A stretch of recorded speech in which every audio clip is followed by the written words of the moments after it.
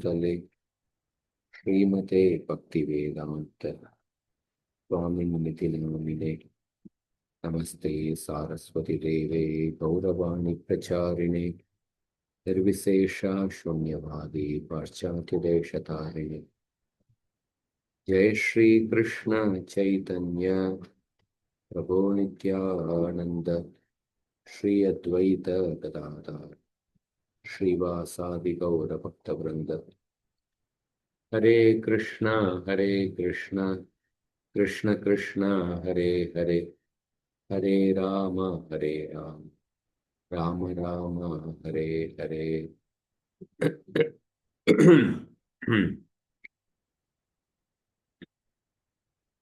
So we are reading Dhruva Maharaj's story. How Dhruva Maharaj ruled the kingdom. We were discussing last time. We'll continue the description. 11th shloka. We also discussed Kubera told Dhruva Maharaj to ask for any benediction. But Dhruva Maharaj asked for uninterrupted remembrance of the Supreme Lord. Or he asked for actually pure devotional service. So Dhruva Maharaj is glorified as the highly intelligent, thoughtful devotee of Krishna. Because although Kubera was ready to give any amount of wealth, but Dhruva Maharaj only asked for pure devotional service. We discussed that last time. We'll continue. Sarvatmanyachyute sarve Sarvatmani achite sarve Tivra ugam bhakti mudvahan Tivra ugham bhakti udyaham Dadarshatmani bhuteshu Dadarshatmani bhuteshu Tamevavasthitham vibhum. Tameva vavastitham vibhum.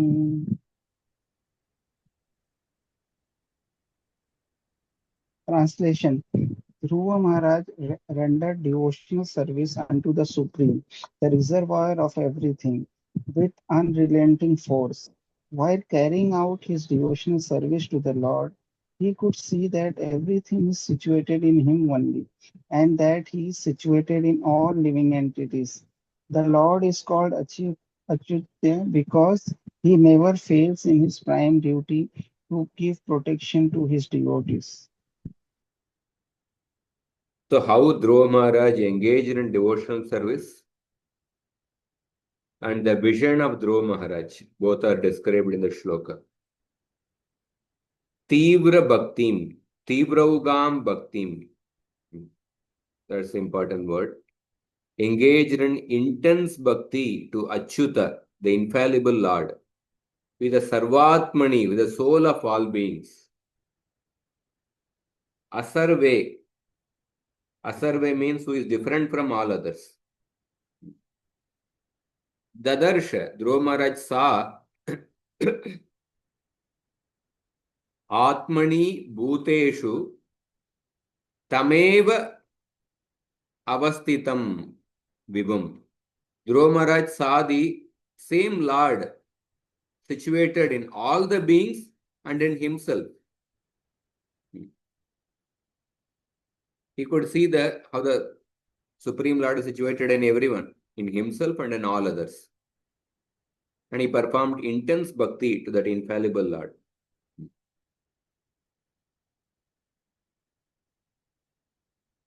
So,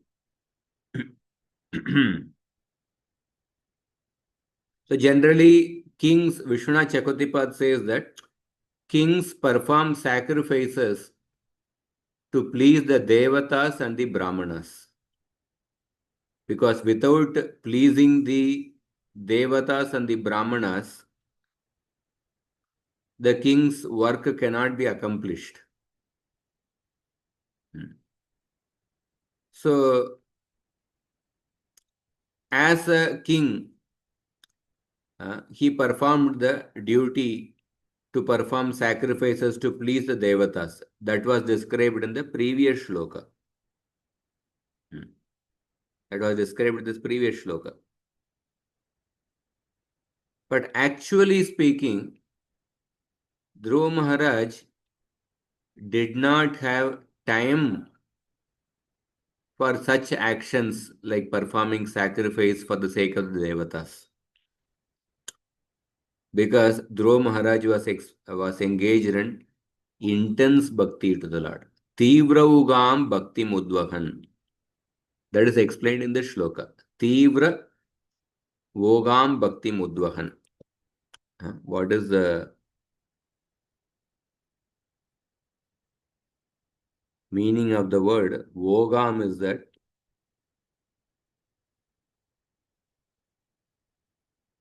Sarvatmani achyute sarve Tivraugam Tivra vogam Tivraugam Bhakti mudvahan Atmani bhuteshu avastitam Vibhum tameva dadarsha.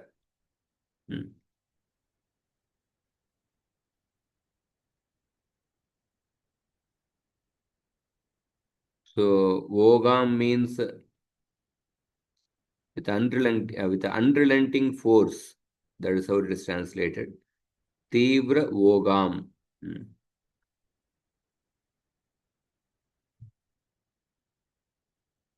So, Vishnu Chakotipa says that Dhruva Maharaj, because he is engaged in intense bhakti, he did not have time for, he didn't have much time for performing the other worldly duties.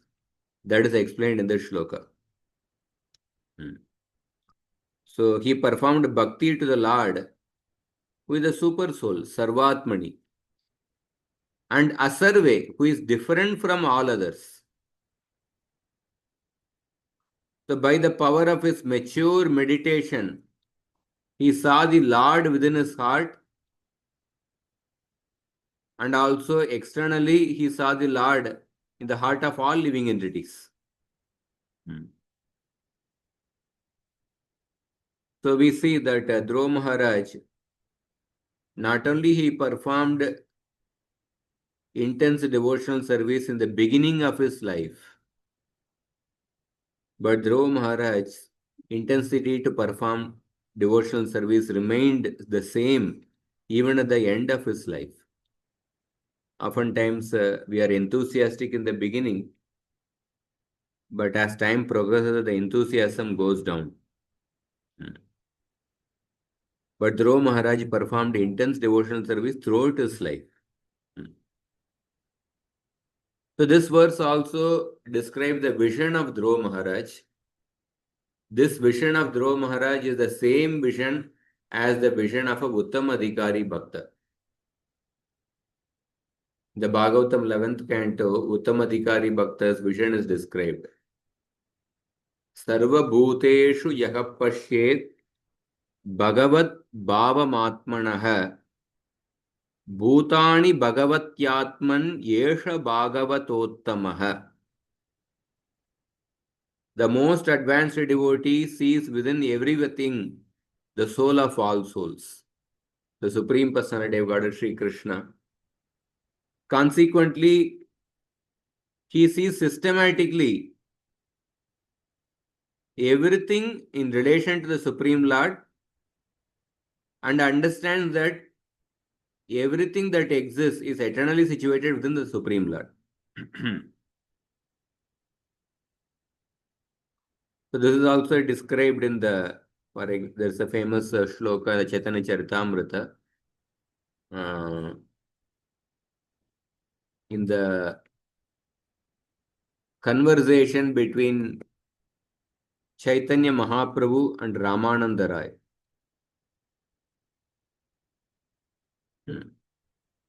There is a beautiful shloka.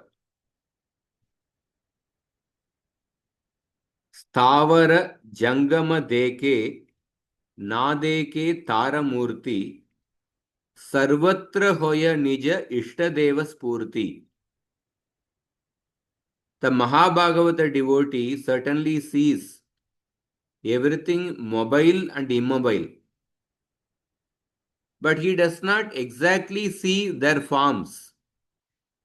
Rather, everywhere he sees the form of his Ishtadeva, his worshipable Lord everywhere. That is the vision of a Uttamadhikari Bhakta. Uttamadhikari Bhakta, he sees the presence of his Ishtadeva, he sees the presence of the Supreme Lord in every living entity and in his own heart. That is what Dhruva Maharaj is seeing here. He performed unrelenting devotional service to the Supreme Lord, and he saw the Supreme Lord everywhere. So not only Dhruva Maharaj performed many sacrifices, but he carried on his transcendental occupation of engagement in the devotional service of the Lord. So generally, ordinary karmis they are only concerned with the fruitive activities and ritualistic ceremonies. But Dhruva Maharaj, as a king, as a duty, he performed many sacrifices. But his heart was into performing exclusive devotional service to the Supreme Lord. So, Achyute Sarve, the Lord never fails to protect a surrendered devotee. So, ordinary persons cannot understand how the Supreme Lord is situated in everyone's heart, but a devotee can actually see him. Not only can the devotee see him outwardly, but he can see with the spiritual vision that everything is resting in the Supreme Personality of Godhead. Maya tatamidam sarvam jagadavyakta murtina matstani sarvabhutani nachaham teshvavastitaha. How everything is resting in the Supreme Lord. One can see that. That is the vision of a Mahabhagavata. Therefore, this verse describes how Dhruva Maharaj had a Mahabhagavata vision. A Mahabhagavata sees everywhere the presence of his Ishtadeva. So, in summary, a Mahabhagavata, highly elevated pure devotee, sees the Lord everywhere as well as within the heart of everyone. You know that simple story. A person who is very much attached to money, he sees everywhere the presence of the money only. There was a person who was a businessman, but he was not getting retired from his business even though he grew old. So his sons decided to take him to different holy places, thinking that the holy places will awaken in him the spirit of detachment. But although they took him to many holy places, there was no sign of spirit of detachment getting awakened in him. Finally, they brought him to Kashi. In the Dashashwamedha Ghat or in the Manikarnika Ghat, he saw the dead bodies getting cremated, getting burnt. And seeing that, he started lamenting. So he sensed that at last he has developed the spirit of detachment. They thought like that. But then the person said that, I'm lamenting. Whole life I spent my time doing my cloth business. If only I had known that there is a much greater demand for doing wood business, I would have done wood business instead of cloth business. That was the inspiration he got when he saw the dead bodies getting burnt. So a person who is attached to money, he sees the presence of the money everywhere. Similarly, a Mahabhagavata who is attached to Krishna, He sees the presence of his Ishtadeva everywhere.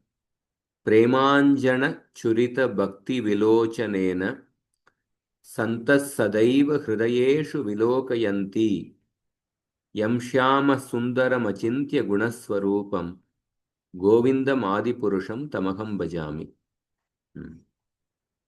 The person who is anointed with love of Krishna can see everywhere the presence of his Ishtadeva, which is not possible by so-called meditation.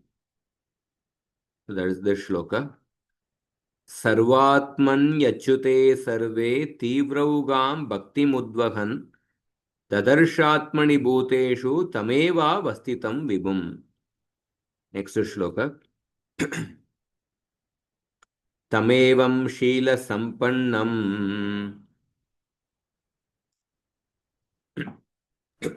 तमेव Tame तमेवं शीलसम्पन्नं brahmanyam dinavatsalam ब्रह्मण्यं दीनवत्सलं goptaram dharma setunam भोक्तारं धर्मसेतूनां menire pitaram prajaha. मेनिरे पितरं प्रजाः. Translation: Dhruva Maharaj was endowed with all godly qualities. He was very respectful to the devotees of the Supreme Lord and very kind to the poor and innocent, and he protected religious principles. With all these qualifications, he was considered to be the direct father of all the citizens. So how the citizens appreciated Dhruva Maharaj? That is described here.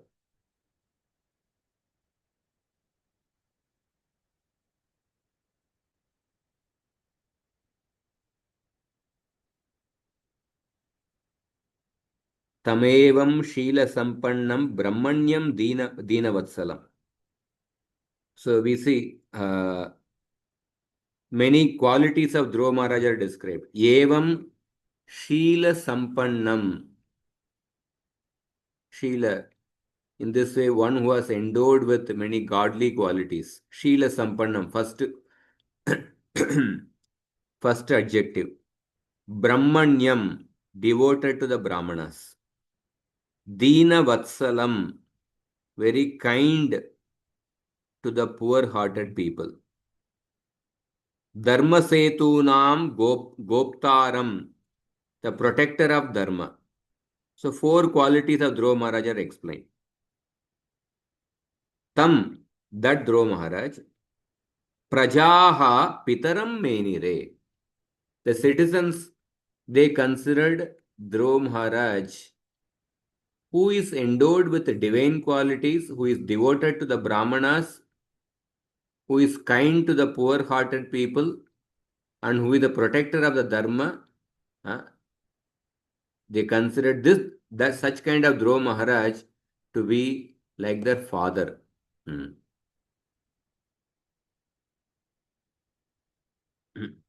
To be their father. So Prabhupada says, so these are the exemplary qualities of a saintly king, Raja Rishi, are described here. So even the modern leaders, although we have a democratic government, the leaders are expected to have the same qualities which are mentioned in the shloka. Then the citizens can be happy. So we see the citizens considered Dhruva to be their father. As a child, depending on the able father, is completely satisfied. So the citizens of the state, being protected by the state or the king, should remain satisfied in every respect. At the present moment, however, there is no guarantee by the government of even the primary necessities of life, namely the protection of the lives and the property of the citizens. So Brahmanyam, Dhruva Maharaj was devoted to the Brahmanas. who engage in the study of the Vedas and thereby know the Supreme Personality of Godhead. So Brahmanas are devoted to studying the Shastra and teaching the Shastra, or propagating Krishna consciousness. So the state should be very respectful to societies that distribute God consciousness all over the world. The state must support institutions or organizations which propagate Dharma, which teach people about Krishna. So the modern secular governments, definitely maybe the present government is better than previous, but still because the constitution of the country is made by secular minded people. Even if a head of the state is inclined to support dharmic organizations, when it in the constitution does not allow. So as for good qualities, it is very difficult to find anyone in the state administration with any good qualities. Sheela Sampannam. Administrators simply sit in their post and say no to every request, as if they were paid to say no to the citizens. So Prabhupada is elaborating each word. Dina Vatsalam. State should be very kind to the innocent.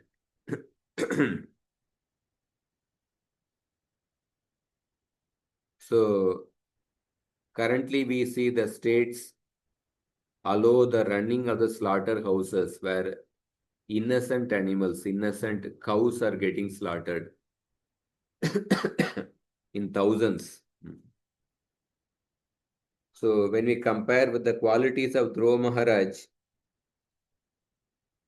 that the modern leaders, absolutely they have no comparison with Dhruva. Dhruva Maharaj is present, he was the king in the Satya Yuga.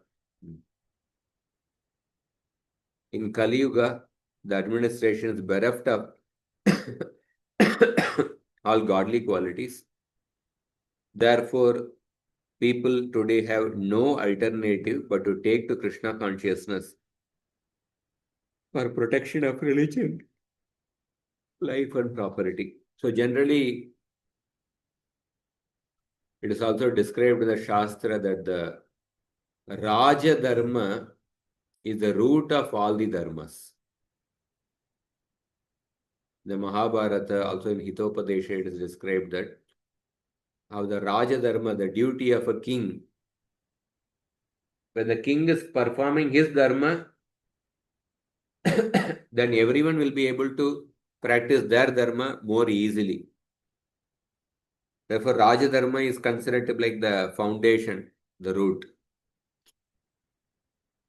Because in the current times, the people in the leadership position, they are not performing the Raja Dharma properly.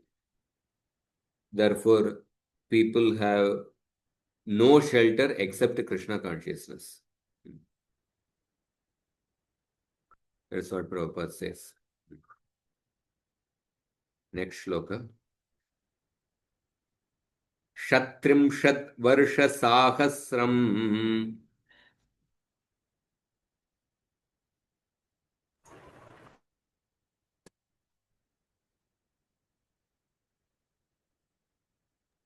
Somebody can recite. Trinsat Varsha Sahasram Shashasa Kshiti Mandalam Sasasa Kshiti Mandalam Bhogaihi Punyakshayam Kurvan Bhogaihi Punyakshayam Kuruvan Abhogairashubhakshayam. Abhogair Asubhakshayam. Translation: Dhruva Maharaja ruled over this planet for 36,000 years. He diminished the reactions of pious activities by enjoyment and by practicing austerities, he diminished inauspicious reactions.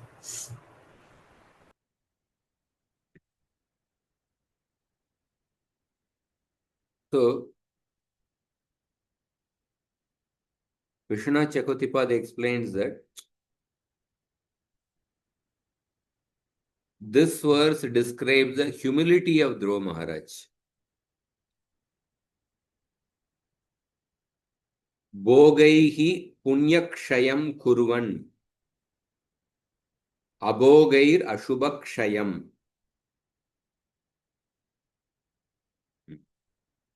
So, desiring to decrease his pious results by enjoyment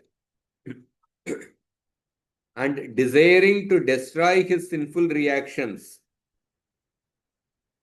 by austerity. Desiring to, that word should be supplied. Desiring to decrease his pious results by enjoyment and desiring to destroy his sinful reactions by austerity, he ruled Shashasa, Kshiti Mandalam, the entire earth. How many years? Shat Trimshat Varsha Sahasram, for 36,000 years. So the word Kurvan is has a sense of an infinitive. That means wanting to, desiring to. In that sense, the meaning is used. So Devadatta goes to enjoy. That means Devadatta goes desiring to enjoy. So therefore, the meaning of the shloka is that desiring to destroy sinful reactions by vratas and desiring to destroy pious reactions by enjoyment, Dhruva Maharaj ruled for 36,000 years. But one may wonder, Dhruva Maharaj, the first symptom of bhakti is what? Kleshagni. Bhakti destroys all the suffering. Bhakti destroys all the past reactions.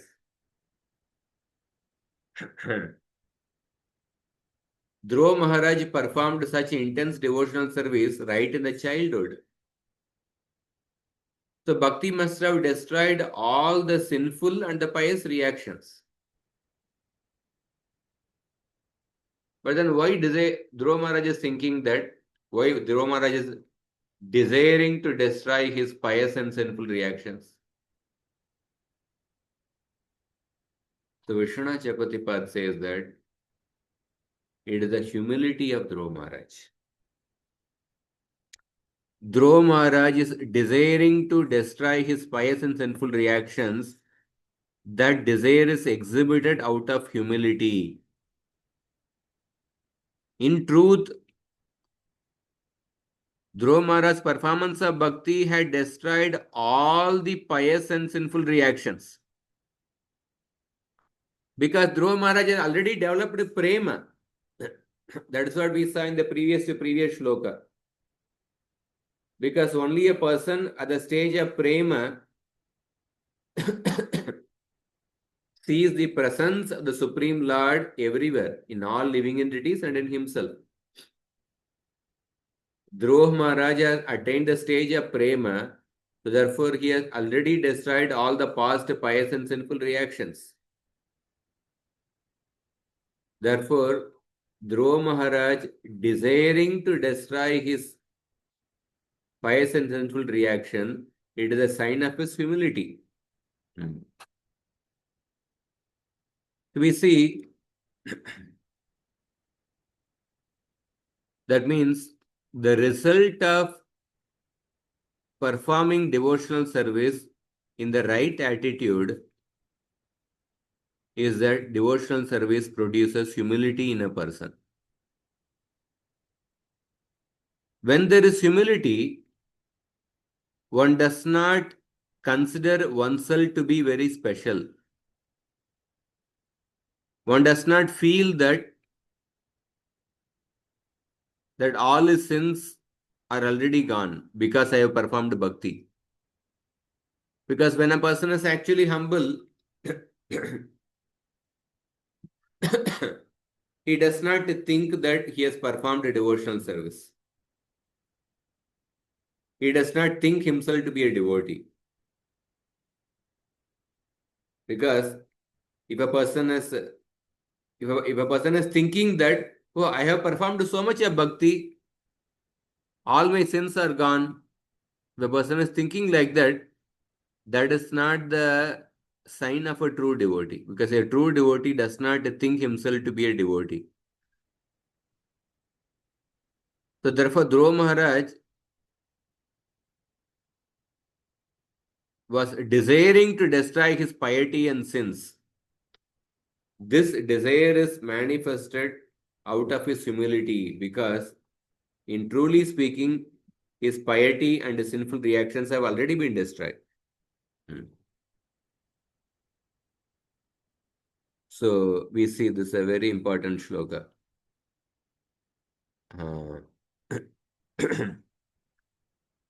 We see the Anvaya of the shloka. Bhogaihi punyakshayam abhogaihi ashubakshayam kurvan षट्त्रिंशत् वर्षसाहस्रं क्षितिमण्डलं शशास. In the Sarartha Darshini, Abhogair Vrataniyamadi Bir Ashubakshayam Kurvan. Kurvan means Kartum Ichan Ityartaha. Kurvan means Kartum Ichan. Atra Tumarte Shatru Pratyeha. So Kurvan here it is used in the sense of a Kartum Ichan, desiring to destroy.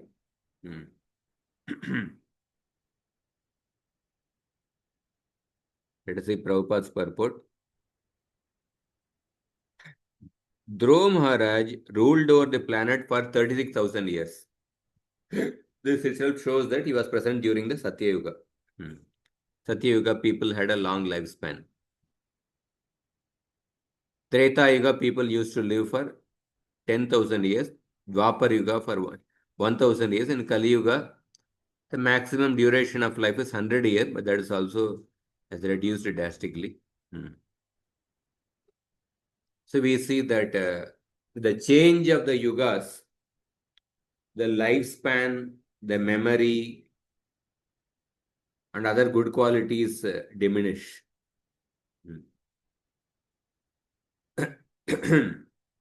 So there are two kinds of activities. Papa and Punya, pious and impious activities. So by piety, one gains facilities for higher enjoyment. By impiety, one has to undergo severe distress.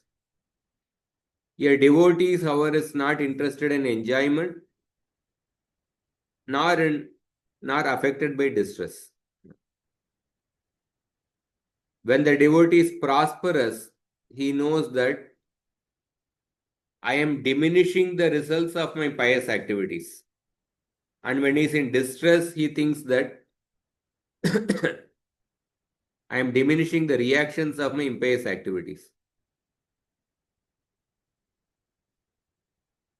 So devotee is not concerned with enjoyment or distress, rather he is concerned with how I can perform devotional service in every situation.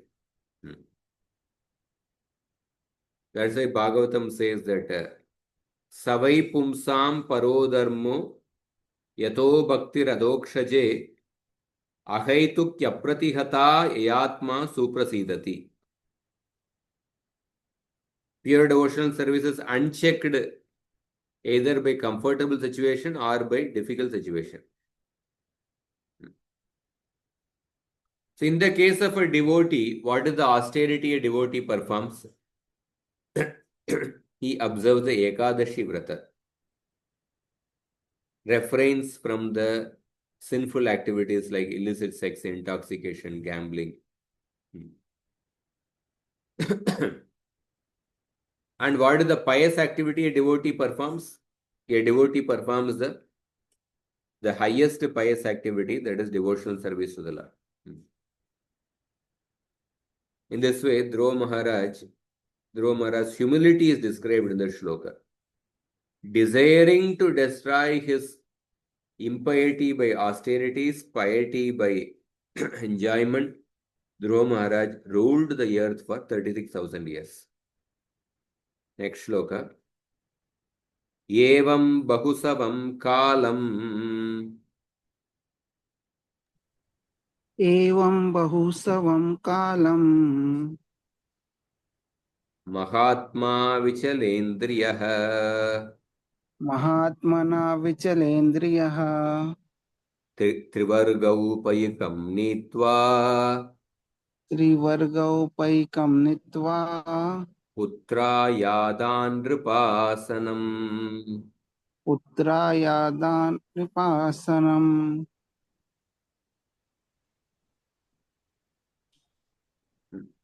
Translation. The self-controlled great soul Dhruva Maharaj thus passed many years favorably executing three kinds of worldly activities, namely religiosity, economic development, and satisfaction of all material desires. Thereafter, he handed over the charge of the royal throne to his son. So next three shlokas, 14, 15 and 16, describe how Dhruva Maharaj retired to Badrika Ashram after handing over the kingdom to his son. Evam bahusavam kalam mahatma avichalendriyah trivargau payukam nitva putrayadan nripasanam. So I will go through the next shloka also.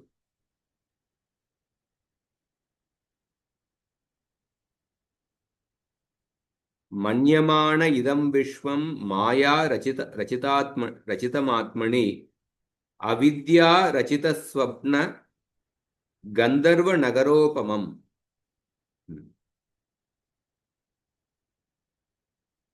Dhruva Maharaj realized that his cosmic manifestation bewilders the living entities like a dream or phantasmagoria because it is a creation of the illusory external energy of the Supreme Lord. Evam bahusavam kalam. Passing many years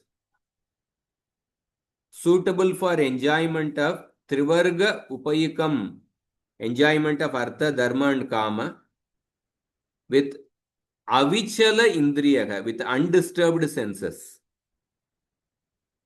Mahatma, the great devotee Dhruva,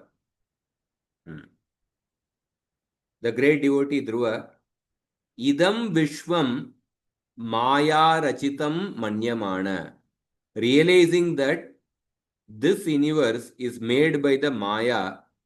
This universe is like a Gandharva Nagaropamam, is like a Gandharva city, manufactured in a dream, Avidya Rachita Swapna, caused by ignorance in oneself.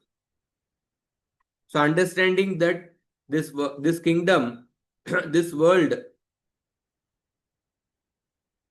is nothing but is made by the Maya Shakti of the Supreme Lord. Ultimately, this world is a temporary. Understanding that, Dhruva Maharaj handed over the kingdom to his sons. Putra Yadan Dripasanam Putraya Adan. Handed over the throne to his son. So Dhruva Maharaj passed many years suitable of enjoyment of Dharma, Artha and Kama. But because Maya Rachitam, because this kingdom is made of Maya, the universe is real, but it is temporary. But because of ignorance, the temporary universe appears to be permanent. And it appears to be permanent. So this whole world is like a dream. Because of ignorance, a person considers dream to be reality. So Dhruva Maharaj, realizing the temporary nature of this world, how it is like a Gandharva Nagara, he handed over the kingdom to his son. So I'll just go through the Prabhupada's purport. Very important purport. So perfection of materialistic life is suitably attained by the process of observing religious principles, by practicing dharma. By practicing dharma, a person naturally gets artha. And then with the artha, a person obtains objects for sense gratification. And then he is able to fulfill his karma. So Dhruva Maharaj, as a king, he had to keep up his status quo. Or it would not have been possible to rule over the people in general. So he externally performed dharma, he accumulated artha and enjoyed karma externally, without attachment to them. But as soon as he saw that his sons are grown up and they are capable to rule the kingdom, he immediately handed over the kingdom to his son and retired from everything. So Avichala Indriya, that means Dhruva Maharaj was not disturbed by the agitation of the senses.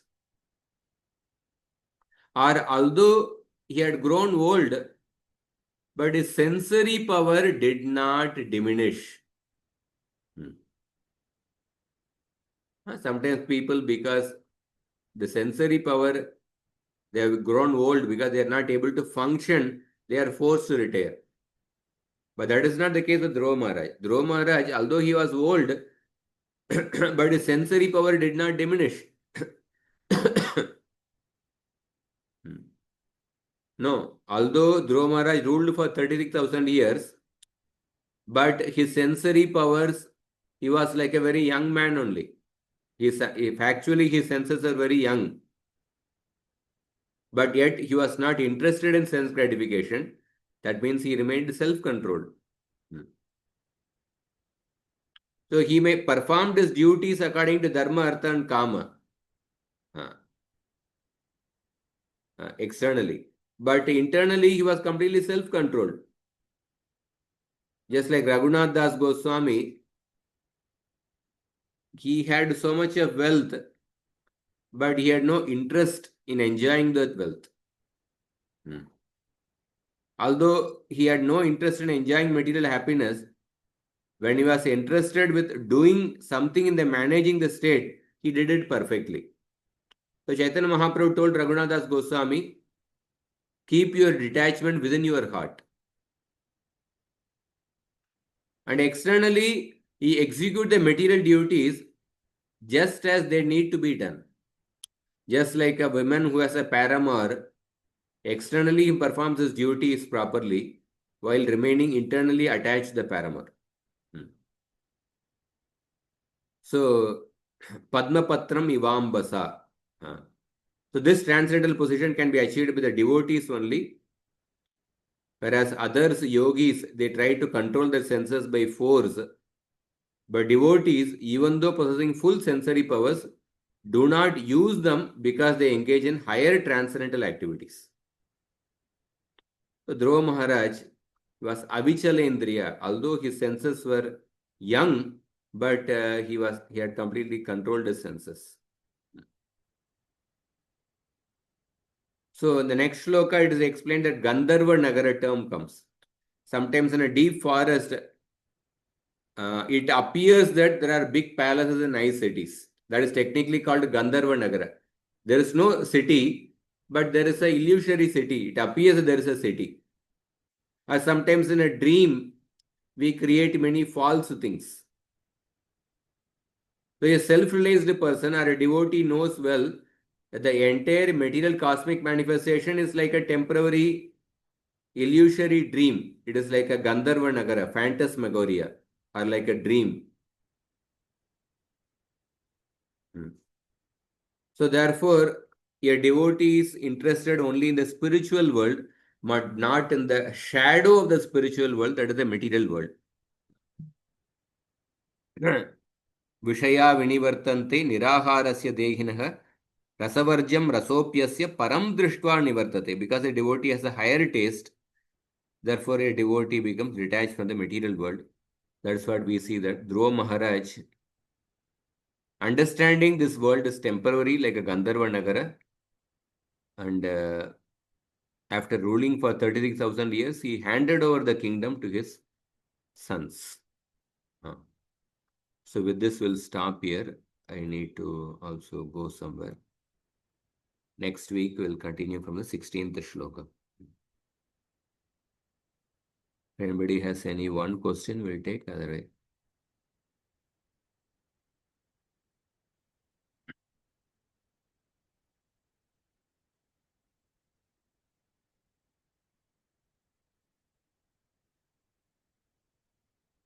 okay, we'll end here.